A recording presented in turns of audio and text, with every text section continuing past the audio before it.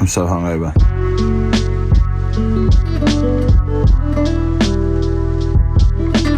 It is February, which is good for two reasons. One, it's nearly my birthday, and two, it's cheap bike build-off time.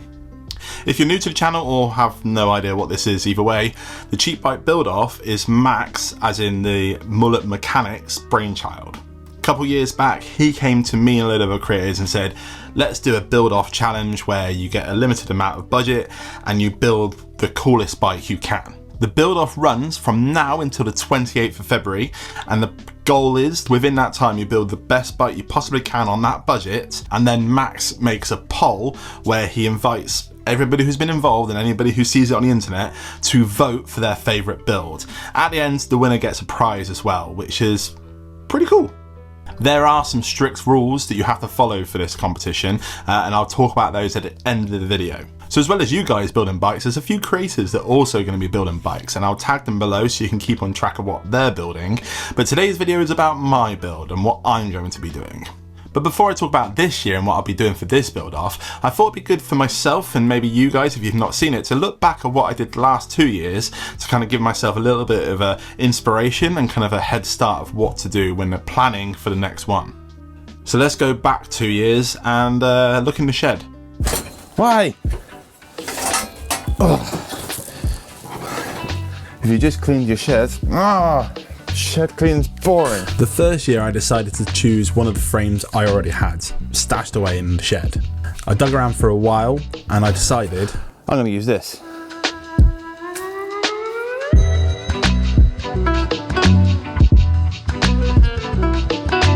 So it was a Diamondback Traverse. I picked this up from, I think it was George Cycles. If you live in South London or even London, you maybe have bought a bike off him before. He gets some really good stuff. I'm sure it's £30, £35 including the wheels, which was pretty good, but that was everything. The headset and the BB I also kept on this bike. I did take it apart, give it a really good cleaning, and they both run really smooth afterwards, which was excellent news. Oh, it also came with a seat post.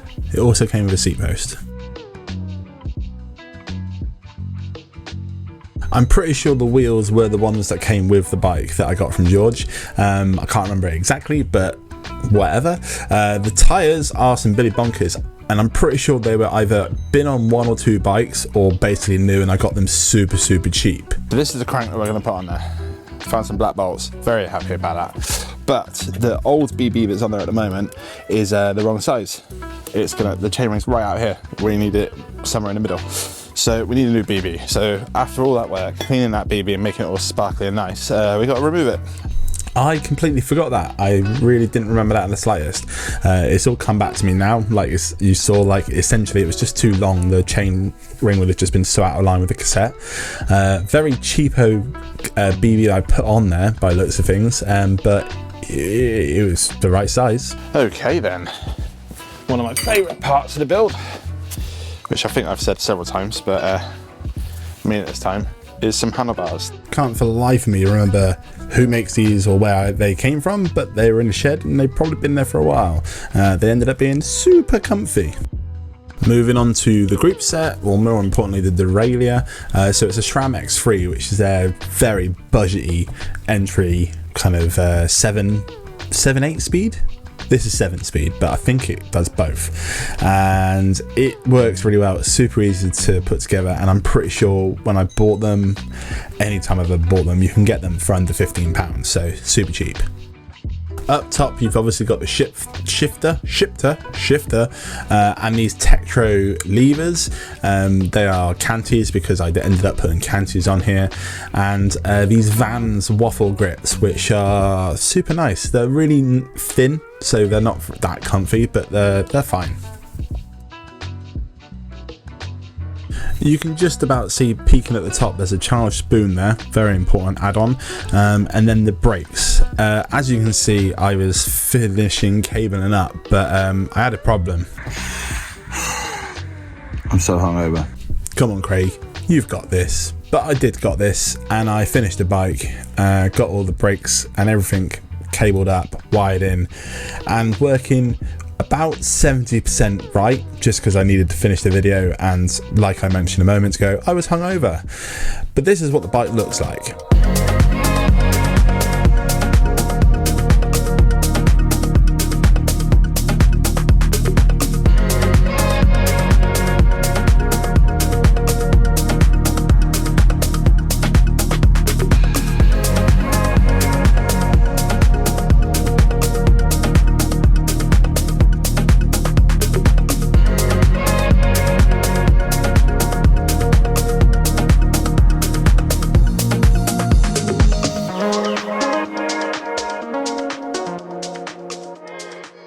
So I'm super happy with the way this one turned out. I can't remember exactly the final cost, but it was pretty much bang on budget. And I think I probably tweaked a couple of things to make sure that happened. It's probably over slightly, but it came out nice. The brakes did get fixed eventually, but they're still not the nicest. I don't think those levers are that compatible with the actual brake calipers I used. The pull ratio isn't quite right, so they need some tweaking.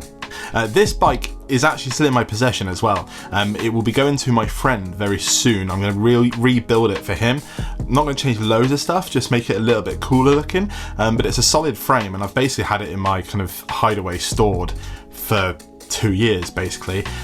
Got it out recently to strip it down, and I'm going to rebuild it, so that will be coming a month or so roughly. Now before we go on to last year's build off, I need to say one thing. I've just restocked a load of stickers on the website. The new ones, the tattooy kind of, I've got one here, like these guys. These are all available still, and I have some more of these. These sold out within a couple of days. I didn't count them very well, and there's still some left, but I imagine these will now sell out in a few days. So there's a bunch on there. Also, I don't have one in my hand right this second. I also found some pixie dust stickers. If you remember those from a few months back, maybe before Christmas sometime, I had tons of them. I actually put a reorder in for those and forgot about them, and they arrived the other day, so they're now back on the website.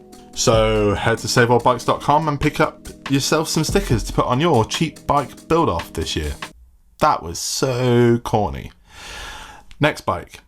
So here I am riding around the Stayer car park talking about the previous year's cheap bike build off. A big part of the thing I talked about was the fact that I shouldn't have just bought a frame. I should have got a full bike.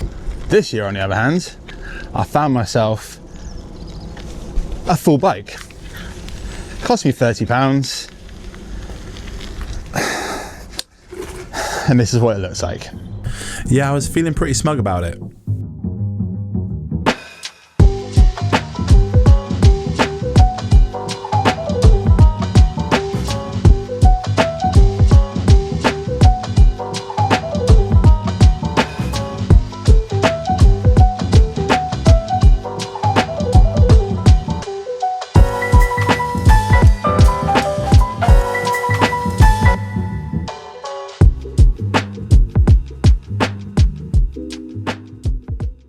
So this was actually picked up from a follower called Jake. He's helped me out with a couple of bikes now, and the Pipe Dream that I'm currently working on that will be finishing soon was also from him. I think actually I found this on Facebook Marketplace, or someone did, and I said, can anybody get this? And he was like, yeah dude, and went and picked it up in his van, and then when he was doing some deliveries in London, he brought it for me. Now, a big part of this build was actually taking it apart first, so let's skip through that and then build the bike back up again.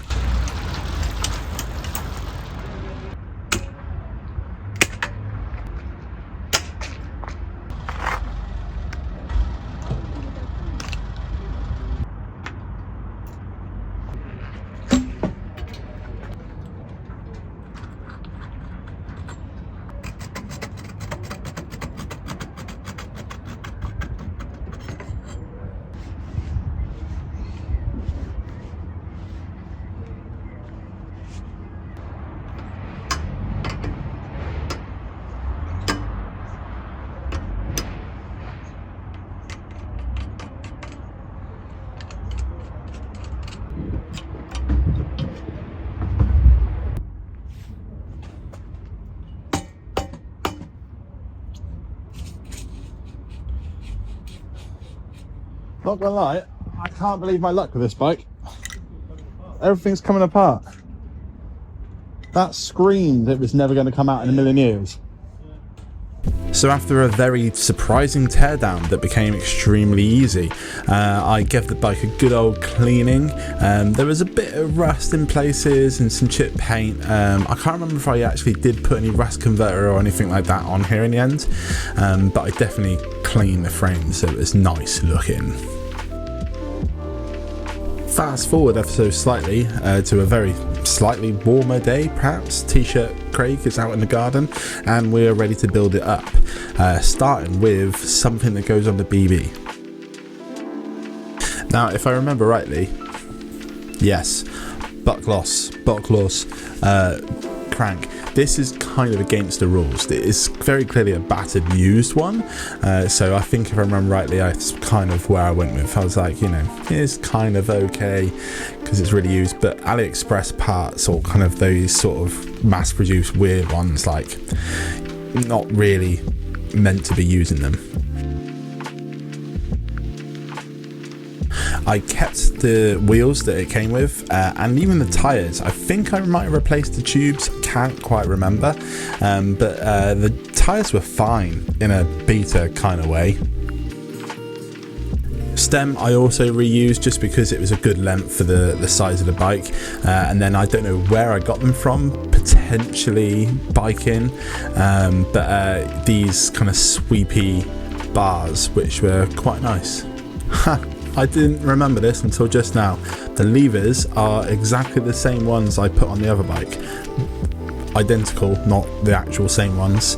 And then this green cable I keep putting in front of the camera. And it's also friction shifting. This is a shifter I think I got from Bankrupt Bike Parts in the UK. Super cheap stuff. I think I remember it being like £7, which is nothing. The brakes were also reused because they're pretty sick, but I did get new pads so they stopped nice and good. And then the very last thing was just cabling and making sure everything worked, and it worked really nice actually. It was a really nice build. Let's go look at it.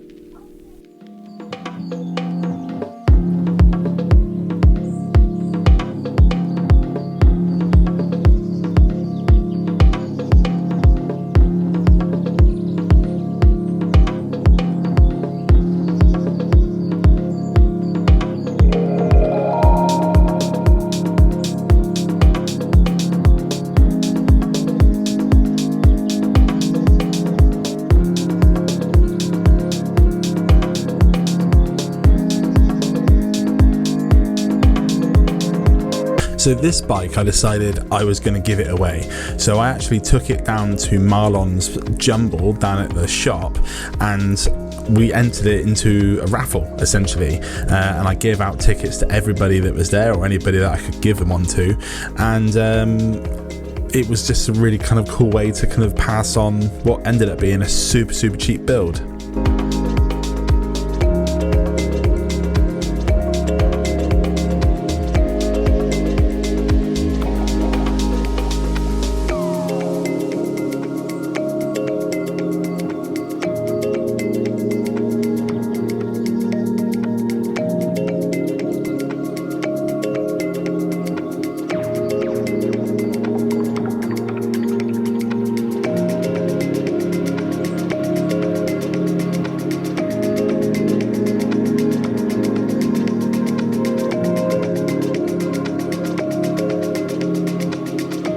So this is Ollie, he's the guy who won the bike, and he was stoked.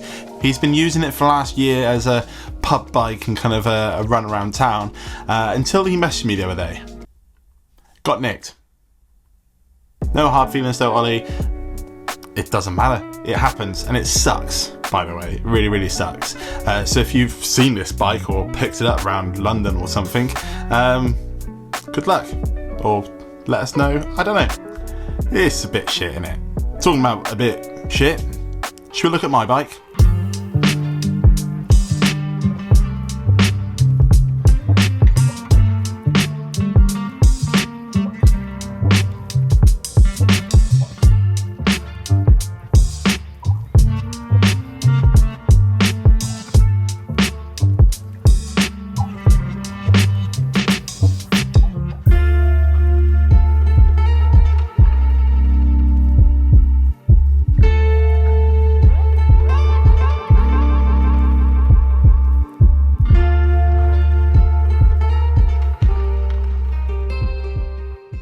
Now, I'm not 100% sure this is the bike I'm going to actually use. I'm still gathering some parts at the moment, and depending on what I can find and what I can put onto this bike depends on if I'm going to keep this frame. Reason being, and the only reason I'm not sure about it, is the BB. It's the old American style BB, which essentially is a modern BMX. Modern BMX? BMX, you know what I'm talking about. So it's massive, and regular BBs don't fit in it. And the only BBs I do have that would work this bike are just really heavy and gross, and I don't want to do that. So if I do find the right BB or a good adapter or something, I might use this bike, and if not, I've got another one that I might do as well. So the next video will kind of be a definite, this is what I'm going to use and kind of like where I'm going with it. But the point of this video is more of an inspiration and an announcement to kind of start the cheap bike build off. So what are the rules? So it's pretty simple, to be honest. The budget that you have to do this is $175 US. Convert that to whatever you want. If you're on my side of the world, it's about £130 or 128, or I'm calling it 130. Round up, that's the rule. With that $130, $175, whatever you've kind of converted it to, you need to buy all the components and parts for that bike. You are not allowed to use knockoff parts, and what we're talking about with that sort of stuff is the AliExpress kind of mass-produced tats, the stuff that's on shopping centre bikes and the stuff that's not very good. The purpose of this is very much kind of like, what can you do and how good can you do on a budget. So you want to be looking for in the UK especially, eBay is going to be your friend, but like if you're in a place that has like bike co-ops or places where you can get kind of fairly cool used parts, look at it as more as a recycling project than how cheap can you build a bike, because it's not the same thing just getting loads of cheap parts off the internet and building a bike, because it's just not as fun.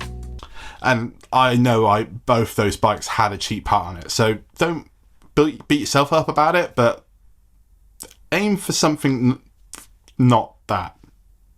If you're someone like myself and most people that have got involved in this project in the past, you probably have parts bins, or maybe even work in a bike shop and you have access to parts that you can have essentially for free.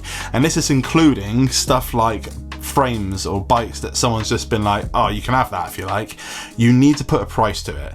There's no such thing as a free component in the cheap bike build off. You need to add some sort of value to it, and you can get a little bit creative with the values. I know there's certain parts that I know that I purchased for £30, for example, but I've used it on 6 bikes and it's a bit worn, so now it's only worth maybe £5. Essentially, how much would you pay for it now in the condition it's in? If it is a free frame or bike or a free part that you've got off a buddy, same thing. Think about it in the sense of like, actually, how much is it worth to you? What would you actually give to that person for that part? That's what you use. Labour is not included, so you don't need to worry about how much time and stuff like that. It's meant to be a bit of fun, so don't pressure yourself too much. Do what you can, but don't have to worry about labour and things like that. I'd even chuck in the fact that, say you had to go to a bike shop and pay for them to like refresh your BB or something. Don't worry about that sort of stuff. Like, it's not part of it. It's more the actual componentry and the actual bike that you're pulling together is the main goal. If you have to like pay someone to do something for you to kind of fix something, that's probably fair game. Apart from like disc tab modifications and stuff like that, don't get crazy. I'm on about like just a little bit of maintenance fixing. Stuff like grease and consumables, if you like, I wouldn't go too crazy on, or don't charge yourself anything for those. Brake cables and housing and stuff like that, obviously you need to charge yourself for that, but if you're someone like myself who has tons and tons and tons of it and you buy it in bulk or whatever, just whatever you'd sell it for. That's the best way to look at pricing all these sort of things. But apart from that, it's pretty straightforward. It ends on February the 28th. That's when you have to have submitted your bills, and how to do that is probably the best place to go to now is when this video is live. You should be able to go to Max's Instagram, which is the Mullet Mechanic, and he will have more details on how to essentially submit your bike at the end. But it's usually, he has an email address and there's a few instructions there, but you've got until the 28th to do that. I think that kind of wraps it up for now. I will be making more videos about this, obviously, and my journey. I don't know if I'll do like loads and loads and loads of videos on this. Maybe like one more of like gathering all the bits, and then I'll do one final build once throughout the month. But if you are someone who is dabbling in YouTube, this is a great time to do it. I notice people who have done it over the last couple of years, and it's how they started their channel, and now they're doing quite well with it. So feel free to document what you can, and yeah, get involved as much as you can. So if you're new to the channel from this video, hello, welcome. We make lots of bike related type videos every week. If you are someone who's been watching the channel for a while and you haven't subscribed yet, this is probably your sign to do it. You hit that button just there, it's absolutely free and it helps me out a bunch. And if you can't wait until the next video, there's a video there which is probably the previous cheap bike build off. It's a particularly good one.